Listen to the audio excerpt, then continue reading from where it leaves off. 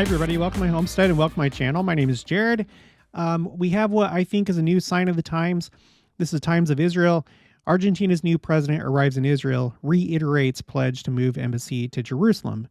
And this is something that I've been tracking on a spreadsheet. I'll show you that in just a minute.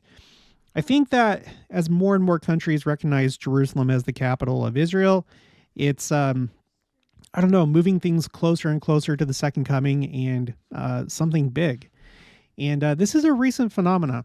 In fact, let's take a look really quick at my spreadsheet.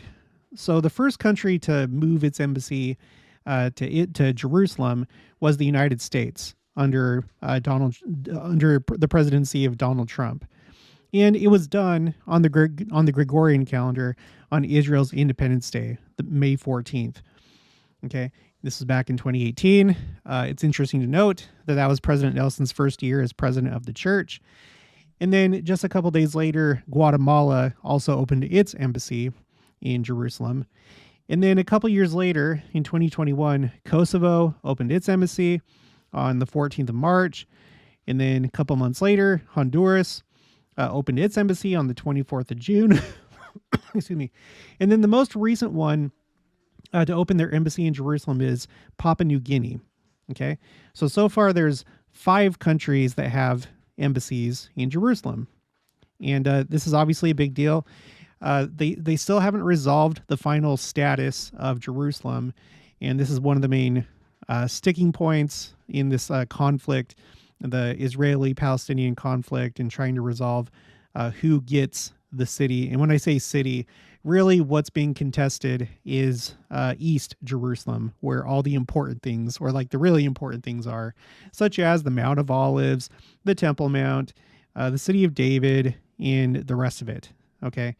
And so obviously, I'm sure if you've been following this, the Palestinians want East Jerusalem as their capital. They're okay with Israel taking West Jerusalem, but it's all about East Jerusalem. Obviously, everybody wants the Temple Mount. And so anyway, by countries moving their embassies to Jerusalem and recognizing Jerusalem as the capital of Israel, it kind of, it adds support to the Israeli side. So anyway, and I don't know, this could add to potential conflict in the future. I have no idea. Things are already really volatile in the country and in the region. And this probably doesn't help as far as that's concerned. Not saying that, these countries don't have a right to do that. They can do that if they want. But, and maybe they should. I think that they probably should. But we just have this thing that's been going on over just the last few years. So after that, we had Paraguay and Congo that pledged, and those pledges were secured on the 22nd of September to move their embassy to Jerusalem. And my understanding is that most of these countries, they currently have their embassies in Tel Aviv. But these two, they want to move it to Jerusalem. And now the news, and I don't think that I've shared this before because I had this marker on here already saying that this was a new entry, meaning that I haven't shared it on the channel yet. But back in November of 2023, at the time, President-elect Milei pledged that he would move the embassy to Jerusalem. And the news right now is now that he is in office, he's renewed that pledge. So what we're going to do is look at this news with Argentina, and then we're going to check on the status of Congo and Paraguay. So let's just get to it. So Times of Israel, Argentina's new president arrives in Israel, reiterates pledge to move embassy to Jerusalem. And this is the guy on the left. He is definitely, he is definitely an interesting character. I like him. I think he's great. If you didn't catch his speech at the World Economic Forum, it was really good. I thought it was pretty good. It's against this kind of globalization and the way that a lot of the Western powers want to go with lessening the importance of sovereignty and forming these large super governments, the European Union and United Nations, and like strengthening those. And he's not for that. He's on the nationalist side. So I guess you could say he'd be more in line with Donald Trump, as well as Russia and China, and the ones that don't want to go the way of the West. They don't want to go with the globalization of the world. So Foreign Minister Israel Katz welcomes Argentinian President Javier Milei upon his arrival to Israel at Ben Gurion Airport. Milei, who assumed office in December, reiterates his pledge to move Argentina's embassy to Jerusalem. Katz thanks Milei, who made Israel his first bilateral overseas destination as president, for his support for Israel against Hamas and for recognizing Jerusalem as Israel's capital.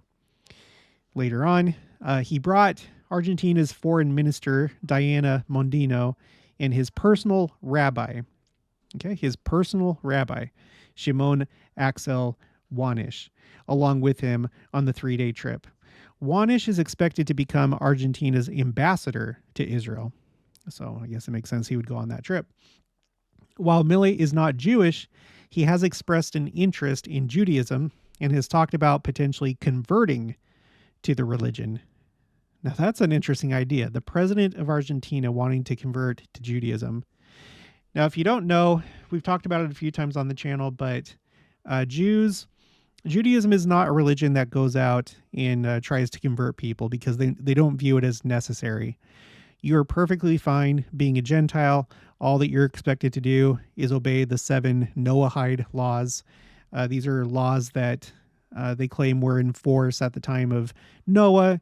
And then when Israel became God's chosen people, they were given the Torah, which is comprised of 613 commandments. And then they have all their duties. They're a nation set apart. They have more responsibility, and essentially, it's kind of like they view themselves as like the caretakers of the world. And so, because God doesn't make mistakes, they don't view the need of a Gentile to join Judaism. But they also do believe in reincarnation. I've talked about it many times with Rabbi Gerfine. And by the way, I plan on talking to him next week. I was going to do it this week, but he had the flu. So pray for him that he'll recover. And the plan is for us to talk next week. But he's talked about the fact that, the view is that maybe this is somebody that's like reincarnated, or they just really, they really, I can't remember how he explained it, but essentially they really feel in their soul that they're supposed to be Jewish. And so what they do is they'll push the new convert away a few times, I think like 3 times, and be like, look, you don't want to get into this, because once you're in, and you're obligated to do all these commandments, all the mitzvot. But if they continue, then they allow them to convert. And to do that, they have to do a full body immersion in a mikveh, or in other words, a baptism in a font. And then they become Jewish. So if he does that, that's going to be really interesting. Milei heads for Italy and for the Vatican on Thursday, where he will meet with Pope Francis and Italian Prime Minister Giorgia Meloni. And that's interesting too. We know that Pope Francis, he's from Argentina. He's the first South American Pope, and I think the first Pope from anywhere outside of Europe, if I remember right. Okay, and then going over to Fox News, Argentina's maverick Javier Milei pledges to move embassy to Jerusalem. Bibi, which is Netanyahu, praises dear friend. Had just a couple things here. It's interesting. He went to the Western Wall. And in case you missed my recent video, I just found out a couple videos ago for the first time that when President Nelson went to Jerusalem in 2018 as part of his world ministry that he did right after becoming president of the church, he wanted to go to Jerusalem first, and he was planning on going to the Western Wall. And that would have been the first time that I know of that a prophet, a modern day prophet from this last dispensation, would have gone to the Western Wall. But they had to leave the country early because of security concerns. But anyway, I always find it interesting whenever you have a world leader come to the Western Wall. Donald Trump did it when he was president, and here you have Javier Milei. So it's really interesting. I wonder if any like Western prime ministers or anybody have come to the Western Wall. I wonder if there's kind of like a divide between the nationalists and the globalists when it comes to this. Like, if you're a nationalist, you're more likely to side with Israel and do something like go and visit the Western Wall, whereas globalists are trying to push forward their view of how things should be. And anyway, just interesting things to think about. But there he is at the Western Wall. It must be frustrating if, like, you're a tourist and you want to go to the Western Wall, but it's all taken up. Like, you have security that's like protecting this guy and you can't go in until he's done and you're short on time. That'd be a little frustrating. Anyway, Israeli Prime Minister Benjamin Netanyahu called Milei a dear friend, quote unquote, and welcomed him following the announcement and intent to move the Argentinian embassy. Okay, now look, this is what I was talking about with adding to the instability and chaos in the region. Terrorist group Hamas said Tuesday that it, quote unquote, strongly condemns Milei's decision and viewed the move as, quote, an infringement of the rights of our Palestinian people to their land and a violation of the rules of international law, considering Jerusalem as occupied Palestinian land, end quote. The Agence France Presse, or AFP, reported. Okay. And then here's a picture of him crying. And, you know, it's not like I'm an expert on body language or anything like that, but I feel like I am pretty good. And this looks real. You know, sometimes you can tell when people are being fake. They put on a show. They're trying to get attention or they're trying to be in the spotlight. And what I've noticed is many times what you need to look for is actual tears. Because sometimes people do a really good job at, like, you know, doing things with their face and getting their face red, but they're not actually crying. And you can see that a lot on, like, reality shows. I haven't watched a reality show for a long time, but I remember seeing that all the time. These people that were like drama people that would act like they were crying, but you never saw any tears. Well, anyway, this looks pretty genuine to me. His eyes are red and they do look watery. I'm going to say that he was having a genuine experience here. I really think that he was, and that makes me like him even more. Okay, most countries maintain their embassies. Sorry, I know that there's this here, but let me see if I block this, it may not let me. Hold on. Okay, got rid of it. Some of these websites, they won't let you do an ad blocker. Okay, anyway. Okay, so most countries maintain their embassies in Tel Aviv, but some countries, such as the United States, have recognized Jerusalem as Israel's capital and moved their embassies in support of the claim. Former President Donald Trump made the move in 2018. Milei's visit included a stop at the Western Wall, where he tearfully embraced the wall and met with Israeli President Isaac Herzog, with plans to meet with Netanyahu and members of Israel's war cabinet on Wednesday. Herzog and Milei plan to visit kibbutz near Oz. Kibbutz is like a communal farm. Okay. Visit kibbutz near Oz, located near the border with the Gaza Strip, and one of the areas most heavily hit during the Hamas attack on October 7th. Okay. So that's what's going on with Argentina, with their new president. Let's take a look now at Paraguay, because the last that I heard anything about that was back in September of 2022. So this is all I have. There's only one thing that popped up, like only one recent article. And when I say recent, the most recent, this is from December 11th. Okay. Paraguay says it agreed with Israel to simultaneously open its embassies. Paraguayan Minister of Foreign Affairs Ruben Ramirez said on Monday that Paraguay and Israel agreed to reopen their embassies in Asunción and Jerusalem simultaneously. So after the Paraguayan head of state Santiago Peña, or maybe it's Peña, I'm not sure, held a meeting with the Minister of Foreign Affairs of Israel, Eli Cohen, in the Argentine capital on Sunday, Ramirez confirmed they agreed to open both embassies, quote unquote, soon. So this may be the next one on deck. This embassy from Paraguay. Quote, "We agreed in the meeting with Foreign Minister Eli Cohen that we are going to open the embassies simultaneously so soon they will open," he said. All right, so that's all that we have for Paraguay. So maybe in the next month or two, I guess we'll just have to watch out for that. With the Congo, there's not really anything new as far as the embassy goes, but we do have this. This is from Times of Israel. Israel in talks with Congo and other countries on Gaza voluntary migration plan. Now, this obviously has to do with the fact that the Gaza Strip has been just almost completely destroyed. In fact, there was an article that came out recently. I think it's like more than half of all buildings in Gaza Strip destroyed. I should have pulled this up before. Yeah, there's a few different outlets that are reporting this. I'm just going to look at this BBC one because it pulls up first. At least half of Gaza's buildings damaged or destroyed, new analysis shows. And I don't think that that's an exaggeration. I think that's actually true. I'm always on X. There's always scenes, pictures, videos of scenes coming out of Gaza.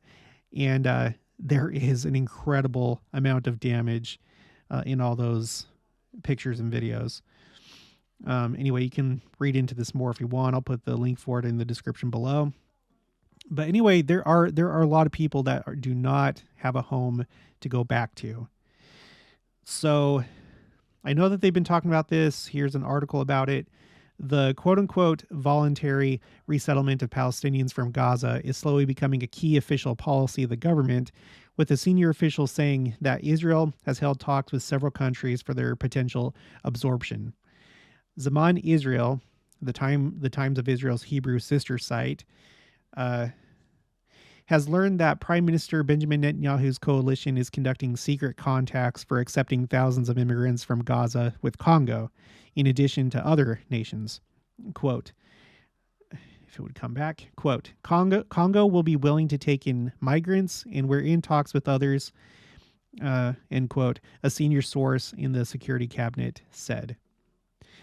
So that's the most recent update of any news between the Congo and Israel. And when I say the Congo, we're talking about, let me just double check. Yeah, here we go. The Democratic Republic of the Congo. So the Congo, I think a lot of times we think of it as one country. I think in recent times it's split.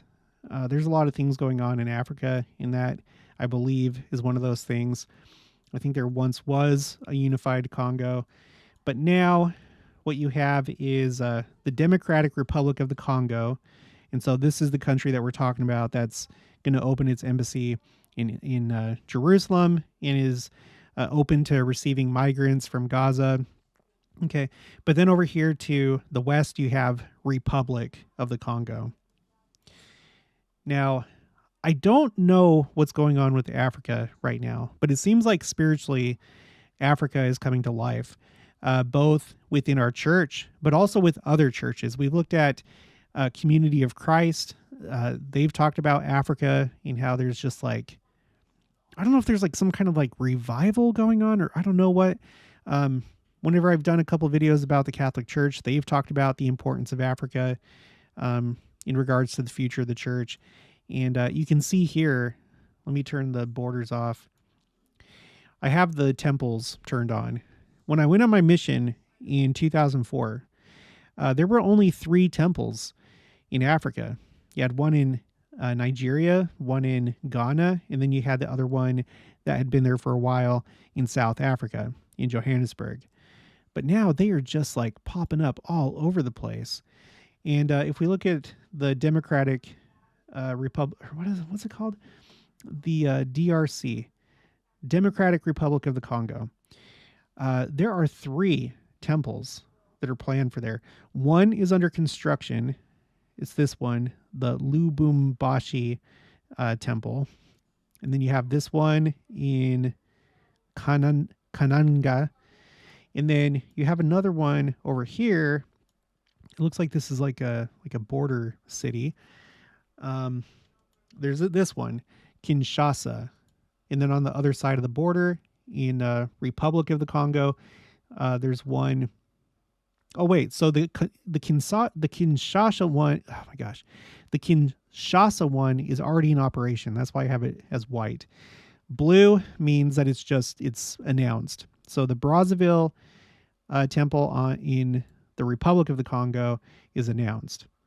So this area right here, this like border city metro area, is going to have those two temples, one for each side of the border.